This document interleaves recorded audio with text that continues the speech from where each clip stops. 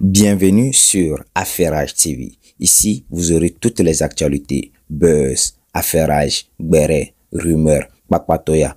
Tous les dossiers seront versés ici. Alors n'hésitez pas, likez, commentez et surtout abonnez-vous, activez la cloche de notification pour ne rien rater. Face aux reproches qui ont été faits au président de la République togolaise, son Excellence Faure Essozomna Gnassingbé, pour l'absence d'entretien avec les médias du pays, car il avait l'habitude de faire des discours. Et cette fois-ci, il décide de rompre avec cette vieille tradition et avoir un échange plus vivant.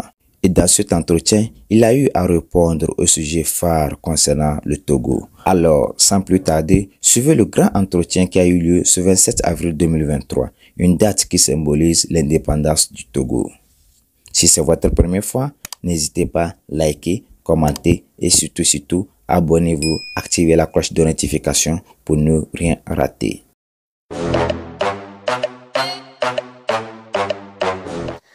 Excellence, Monsieur le Président de la République, bonjour et merci de nous recevoir pour cet entretien dans le cadre de la commémoration de l'accession du Togo à la souveraineté internationale. Voici 63 ans et j'ai le plaisir de co-diriger cet entretien avec vous, Charlotte Médéoué-Guézéré. Bonjour Monsieur le Président, merci de ce grand honneur que vous faites à la presse togolaise dans cette date symbolique du 27 avril. C'est moi qui vous remercie.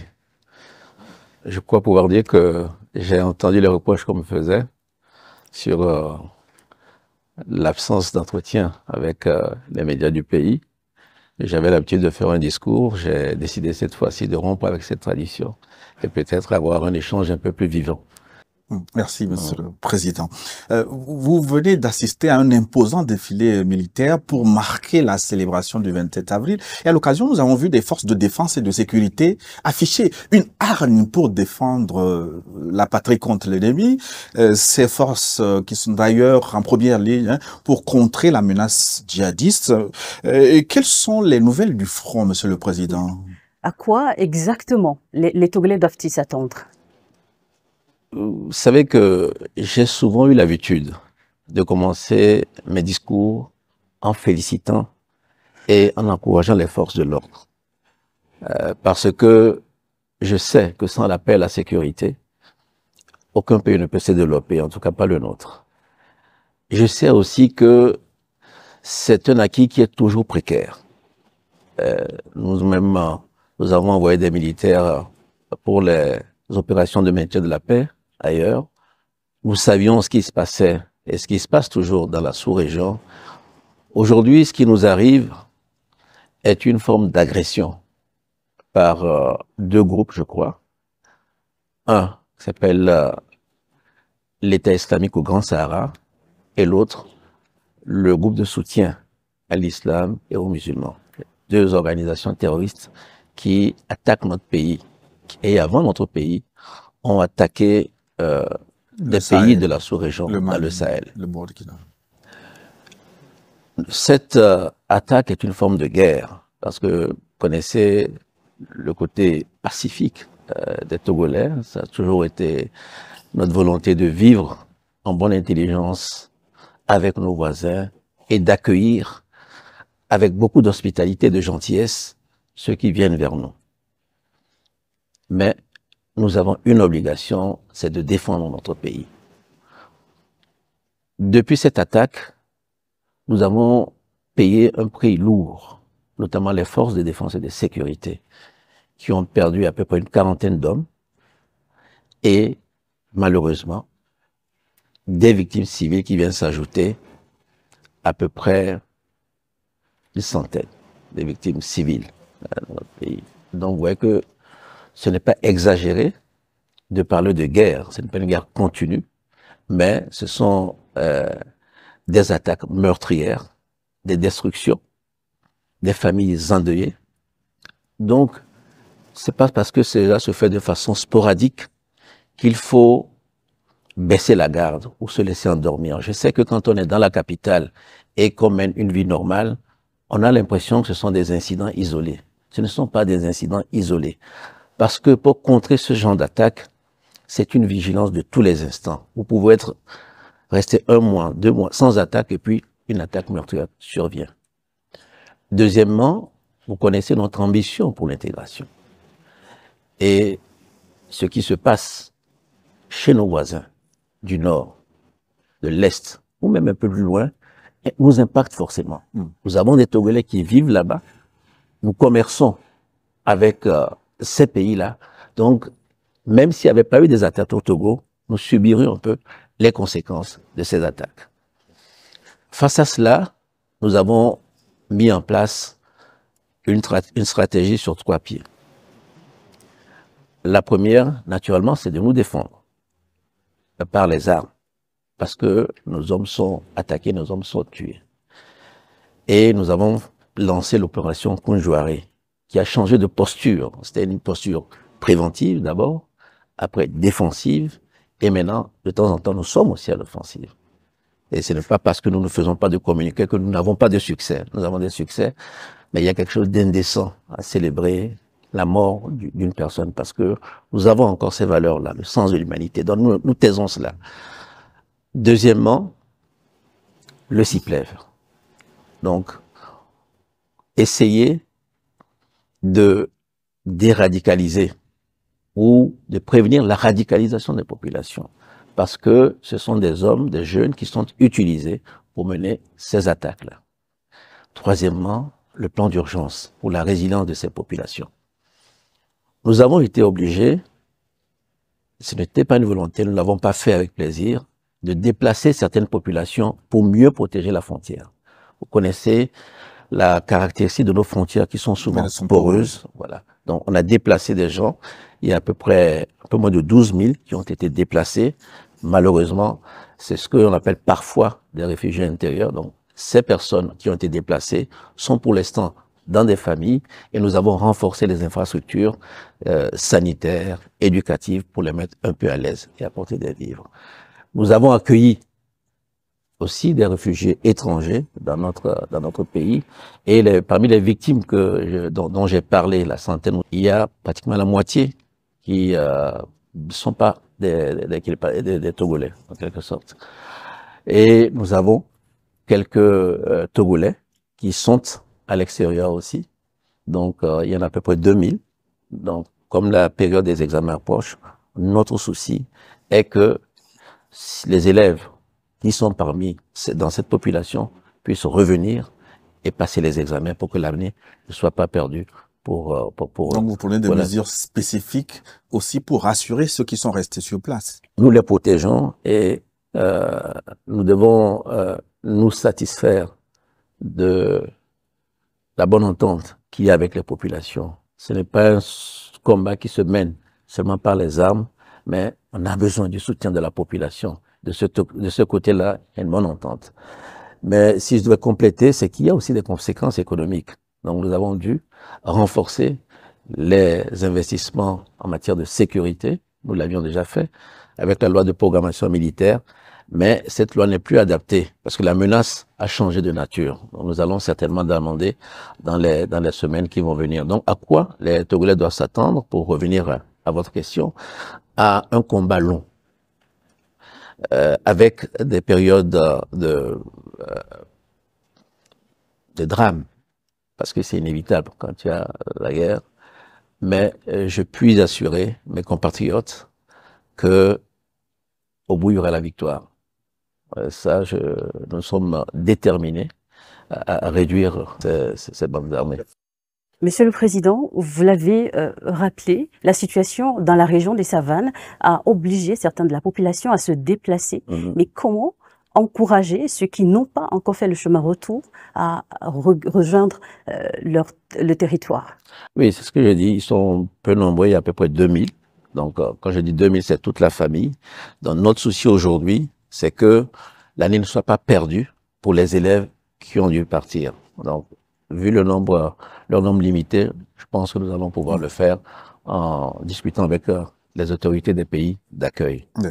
Monsieur le Président, nous allons aborder le chapitre économie, la conjoncture demeure marquée par l'inflation. La tendance des prix des denrées de première nécessité est toujours à la hausse sur les marchés. Les Togolais continuent de serrer durement les ceintures. Le gouvernement prend certes des mesures, mais vraiment pas d'amélioration significative. Jusqu'à quand cela durera-t-il, Monsieur le Président? D'abord, je ne vous apprends rien en disant que c'est un phénomène, disons, mondial. Après la crise de la Covid-19, il y a eu une succession de crises et ce qui a entraîné cette augmentation des prix.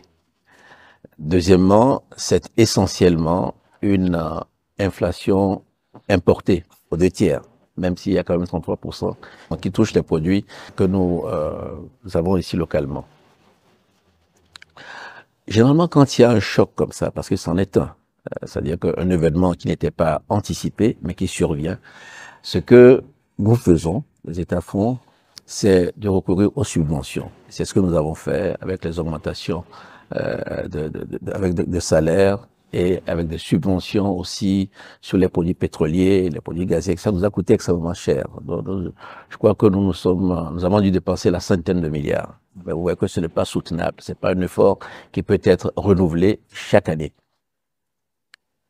La deuxième chose qu'il faut faire, c'est de produire autant que faire se peut ce qu'on consomme pour être moins dépendant de l'extérieur, notamment en matière de produits alimentaires.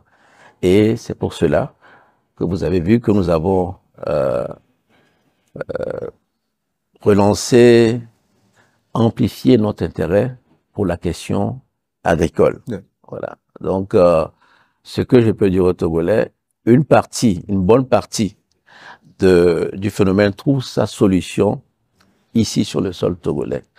Je pense que nous créons les conditions pour que l'agriculture ne soit plus ce métier pénible, un peu parfois méprisé. C'est-à-dire, on dit c'est comme si ce sont ceux qui sont à la campagne qui doivent se donner à la terre, à une agriculture de subsistance. Mais que l'agriculteur change de statut social, devienne un entrepreneur. Donc, rendre d'abord le métier attractif. Je dis souvent à mes collaborateurs que nous n'avons jamais, quand on dit que quelqu'un est riche au Togo, c'est rarement pour des questions agricoles. Alors, demain, si on dit qu'il y en a un Togolais agriculteur qui est multimillionnaire ou milliardaire, parce que ça peut arriver, ce serait un exemple pour la jeunesse. Voilà un peu ce que je peux dire sur cette question-là. Vraiment, profitons de cette crise. Une crise, elle est toujours douloureuse, mais c'est aussi des opportunités. Et celle d'aujourd'hui, à mon sens, cette opportunité est plutôt agricole. On va revenir tout à l'heure sur la question de l'agriculture. Et parmi ces mesures d'atténuation de la vie chère, Monsieur le Président, certaines ne sont pas suivies d'effet. Par exemple, les 3 milliards de transferts monétaires directs pour l'achat des fournitures scolaires ou encore les 2,5 milliards de subventions pour l'acquisition de manuels d'écriture et de lecture. Voilà 2 mesures annoncées, mais apparemment non suivies d'effet. Oui, mais que s'est-il passé exactement, Monsieur le Président? Merci. Bon, d'abord, relativisons. Je vous ai dit qu'on a dépassé la centaine de milliards pour les mesures que nous avons prises. C'est le coût, un peu plus de là. Donc, 5 milliards, on parle de 5%. Je plaide coupable pour les 3 milliards, mais je vais m'expliquer. Ce qui s'est passé pour les 3 milliards, souvent quand vous prenez des mesures comme ça, elles différenciées, elles touchent tout le monde. Mais est-ce que tout le monde avait besoin de ces 3 milliards-là? En l'occurrence, c'était pour acheter des fournitures scolaires, notamment des cahiers. Et il y a eu un débat au sein du gouvernement, à qui donner, à qui ne pas donner. Puisque où on donne à tout le monde, où on donne. Donc nous sommes restés perdus dans cette espèce de débat. C'est pour ça que je dis que je plaide coupable. Mais j'ai vérifié avec le ministre des Finances, les fonds sont là. Et ils trouveront forcément un usage, si ce n'est pas maintenant, un peu plus tard. Donc la promesse, elle n'est pas encore réalisée, mais je peux vous assurer qu'elle n'est pas oubliée. Et cela m'amène à évoquer une autre question. C'est que vous prenez par exemple les subventions de produits pétroliers. Comment faire pour que les subventions aillent à ceux qui en ont réellement besoin? C'est un vrai débat. Parce que quand elles touchent tout le monde, quand tout le monde en profite, ça devient lourd. Et ceux qui en ont réellement besoin trouvent toujours que c'est insuffisant. par rapport à leurs besoins. Et ceux qui n'en ont pas besoin n'ont pas l'impression que le gouvernement a fait quelque chose pour eux. Donc, nous sommes en train de réfléchir à cette solution. Pour les 2,5 milliards, c'est en cours de réalisation. Malheureusement, c'est les finances publiques, il a fallu lancer un appel d'offres, recruter 4 cabinets, et donc ces manuels scolaires ont commencé à être distribués dans certaines régions. Nous commençons par les régions les plus défavorisées, donc par la région des Savanes. Et donc, je peux vous assurer que ces manuels-là seront distribués. Il faut tirer la leçon pour que les prochaines fois, les élèves puissent avoir ces manuels un peu plus tôt. Un peu plus tôt, voilà. Monsieur le Président, nous allons revenir sur la question de l'agriculture. Vous l'avez annoncé en début d'année dans votre adresse à la nation et là, vous avez tenu parole en organisant la première édition du Forum national des producteurs du Togo. Les FOPAT qui viennent de s'achever avec l'étape de la région de la COSA. Mais pourquoi tant d'intérêt pour l'agriculture? Est-ce que cela vient des enseignements tirés des grands bouleversements mondiaux, comme vous l'avez dit tout à l'heure, la crise de la Covid-19 ou la guerre Russie-Ukraine? C'est une des raisons. Mais la principale, ce qui nous a vraiment décidé à le faire, c'est que nous nous sommes rendus compte que nos compatriotes ne tiraient pas suffisamment profit de notre agriculture. Et pourtant, nous avons beaucoup investi. Les partenaires nous ont soutenus dans ce domaine-là. Et quand nous avons décidé, vous savez, nous avons ce qu'on appelle la feuille de route, axe 1, l'axe 2, c'était la création d'emplois. Et cette création d'emplois est basée sur la transformation de nos produits. Tu vois, on appelait ça les forces de l'économie. Les mines, en quelques-unes, et l'agriculture. Mais quand les investisseurs frappaient à la porte et que nous avons commencé à regarder, nous avons une production certes abondante, mais pour faire une industrie, il faut un flux continu. Vous ne pouvez pas dire j'installe une usine de transformation de tomates, elle va tourner au moment des récoltes et puis après elle va s'arrêter. Ce n'est pas possible. Donc, où sont les produits qui vont être envoyés des zones rurales vers la ville où nous allons créer des emplois? Donc, c'est comme ça que nous sommes dit, pour augmenter de façon significative cette production agricole, il fallait prendre certaines mesures. Mais il faut pas, c'était surtout, c'est une approche, c'est une méthode. C'est de dire que bon, ce ne sont pas les partenaires financiers qui doivent décider de notre politique agricole ou de nos filières. Ce n'est pas le gouvernement seul dans son coin, mais c'est avec le producteur. Le producteur doit être au centre. Parce que nous avons tenté des expériences avec les agriculteurs. Vous savez, il y a eu quelques expériences assez douloureuses qui ont pris des produits, les paysans étaient livrés à eux-mêmes. Donc nous essayons de corriger tous ces défauts-là en mettant parce que nous avons besoin du producteur. Nous avons le grand projet de l'agropole de Kara, où nous invitons des investisseurs privés aussi. Donc, vous avez vu que certains ont annoncé déjà des investissements dans cette zone-là. Donc, essentiellement, c'est pour que nous ayons une chaîne de valeur beaucoup plus longue. C'est que non pas exporter nos produits comme le soja, mais les transformer pour que les emplois restent dans notre pays.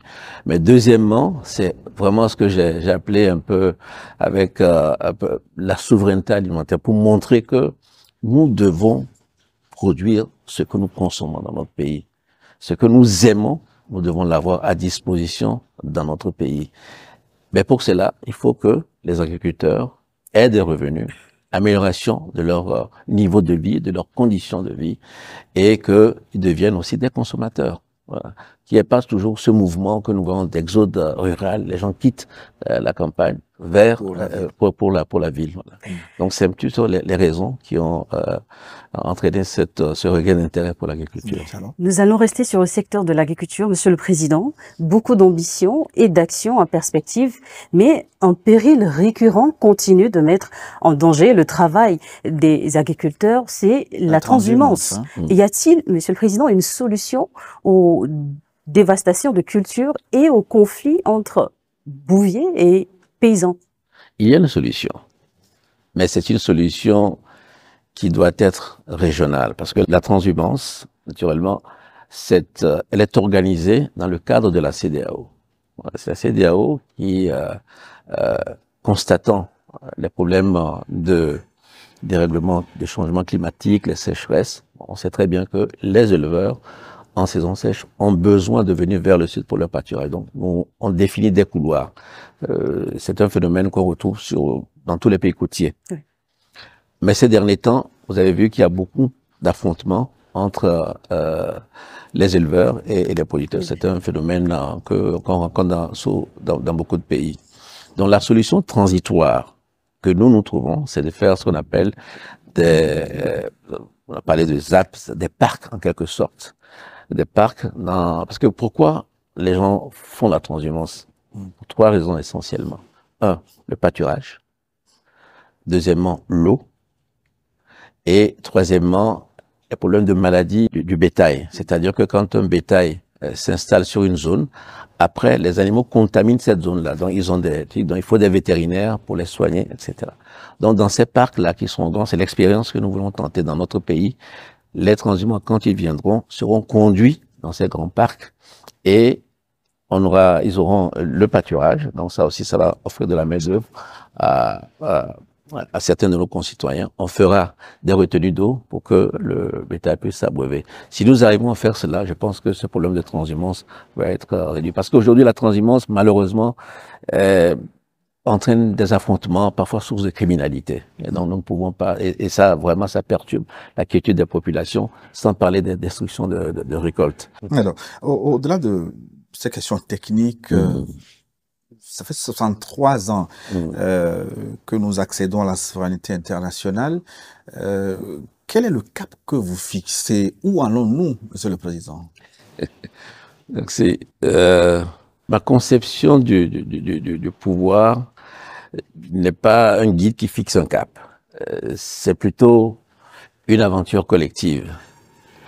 Et c'est pour ça que, vous vous souvenez, nous avons fait le PND, en 2018. Programme national de développement. Voilà. Et après, on parlait de feuille de route. Ça se demande c'est quoi PND, pourquoi la feuille, voilà.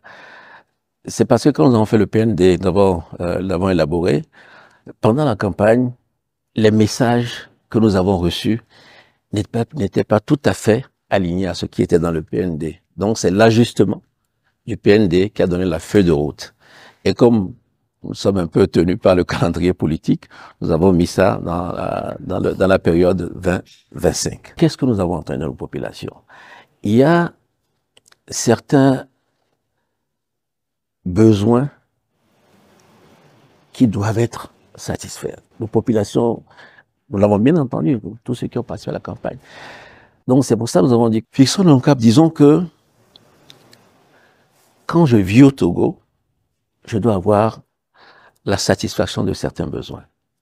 L'eau, l'électricité, la santé, l'éducation et la fibre, Internet, quoi, comme on dit. Donc ça, des besoins sociaux. Pour que on ne dise pas que depuis 63, ne disent pas que mes grands-parents n'avaient pas eu d'eau, mes parents n'en ont pas eu, je n'en aurai pas. Il faut quand même y avoir un sens du progrès. Donc ça, c'est un peu, c'est ce que nous avons senti comme. Deuxièmement, la question de l'emploi.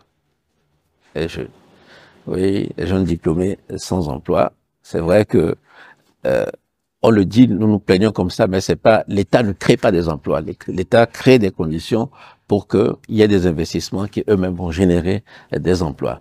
Donc, ces emplois-là, nous devons faire attention à ce qu'ils ne soient pas précaires. Parce que ça aussi, on voit des jeunes qui viennent en ville et qui sont essentiellement dans l'informel et qui vivent au jour le jour. Il faut sortir de cette réalité-là. Et c'est possible de le faire. L'informel n'arrange personne. Si on dit, comme je disais tout à l'heure, gouverner, c'est aussi servir. Pour servir quelqu'un, il faut connaître cette personne-là. C'est pour ça que nous lançons le grand projet, que nous appelons offrir une identité à chaque personne. C'est quand on voit Kodjo, on sait que Kodjo est marié ou célibataire, orphelin ou pas, élève ou pas. Voilà les revenus à peu près qu'il a et voilà à quoi il a droit en termes d'effort de solidarité, assurance maladie, allocation. Pourquoi je parlais tout à l'heure de cette façon un peu large de distribuer les subventions qui pèsent sur le budget de l'État, mais celui qui a vraiment besoin de ces subventions n'est pas satisfait parce qu'il n'a pas suffisamment, et celui qui n'en a pas besoin se dit bon, on me donne, je prends, mais je n'en ai pas forcément besoin. Donc c'est ce que nous voulons faire en créant le registre social, en connaissant mieux notre population. Et je profite pour dire à la population que c'est vrai, nous avons eu le recensement général, nous aurons le recensement électoral, il y aura un troisième pour offrir une carte biométrique à chaque Togolais pour que nous puissions vraiment être efficaces dans notre politique de protection sociale. Monsieur le Président, vous avez évoqué la jeunesse. Oui. Permettez que j'évoque les femmes. Oui. Dans l'espace IOMOA, le Togo est plutôt bon élève en matière de promotion du genre. Est-ce que le gouvernement compte faire davantage?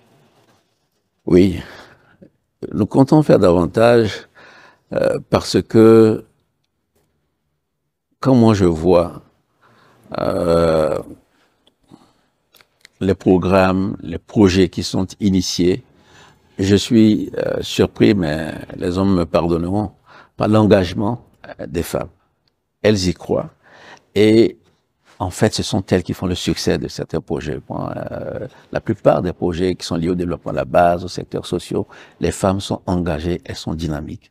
Je les encouragerais à peut-être sauter le pas, à faire un peu plus, à s'engager un peu plus dans les affaires de la cité, pour ne pas dire de la politique. Nous avons les élections locales. Je pense que les femmes apporteraient un plus qualitatif à la gestion de nos affaires. Sur le plan politique, que pense le chef de l'État des remous dans la classe politique à l'approche des élections? Quel est votre message? Et régional. Oui. En cette année 2023, quel est votre message aux acteurs politiques du Togo et à l'ensemble des citoyens? Bon, je pense qu'il fut un temps, élection était synonyme d'inquiétude dans notre pays. Dieu merci, nous avons fait des progrès. Nous avons eu pas mal d'élections, on a fait plusieurs élections apaisées. Mais ce débat, il est normal. Et en réalité, il est habituel. À chaque fois qu'on s'approche de ces échanges électoraux, il y a un petit peu d'agitation, un peu plus de bruit. Nous avons essayé de prévenir cela en organisant, en faisant un dialogue avec les acteurs de la classe politique. Aujourd'hui, d'autres revendications surviennent. Je ne fais pas polémiquer. Ce que je veux dire, c'est que en politique, il faut avoir le sens du compromis. Quand on s'assoit et qu'on a le même objectif, c'est-à-dire la conquête du pouvoir, c'est normal que chacun ait sa stratégie. Et puis, il y a aussi une part de posture. Donc, parfois, quand on a des problèmes dans son parti, on essaie de l'extérioriser autrement, faire des revendications en disant ceci ou cela. Je pense que nous avons un cadre électoral qui est ce qu'il est, qui n'est pas parfait, parce que la perfection n'existe pas. Mais quand nous nous comparons aux autres, je crois que nous n'avons pas à rougir. Il n'y a rien, on n'est pas meilleur que les autres, mais on n'est pas pire que les autres. Donc, je crois qu'il faut être serein, battre campagne, et s'il y a une volonté commune au sein de la classe politique de faire encore quelques changements de cadre électoral, pourquoi pas, nous nous appuierons. Mais je ne pense pas qu'il puisse avoir des actions, des actes unis de façon comme ça unilatérale, ou de nous, ou du gouvernement, ou de la majorité, ou alors de l'opposition. C'est nécessairement dans le dialogue que nous pouvons trouver une solution. Nous allons également aborder la diplomatie de la paix dans cet entretien exclusif. Monsieur le Président, un certain nombre de vos succès en matière de politique étrangère contribuent à renforcer le prestige du Togo sur la scène internationale. Je pense en particulier à l'affaire dite des 49 soldats ivoiriens. Quelle est votre recette pour réussir là où plusieurs s'essayent en vain? Non, bon, c'est gênant de parler de ce succès. Je crois pouvoir dire que le Togo attire de la sympathie quand même. On aime bien le Togo, notre pays, et ça c'est pas moi. Je crois que nous sommes un pays pas très grand, nous n'avons pas d'ennemis déclarés, nous essayons de nous entendre avec tout le monde. Donc ça crée un a priori positif. Nous avons eu la confiance des deux parties. Nous avons eu la confiance du président Ouattara, et que je remercie, et nous avons eu la confiance du président Goïta. Donc ça a permis d'arriver à un compromis qui ne fut pas facile parce que c'était une question assez difficile, assez douloureuse. Vous savez, quand il n'y a pas de confiance entre deux parties, c'est difficile de trouver un compromis parce qu'on prête toujours des arrière-pensées à l'autre.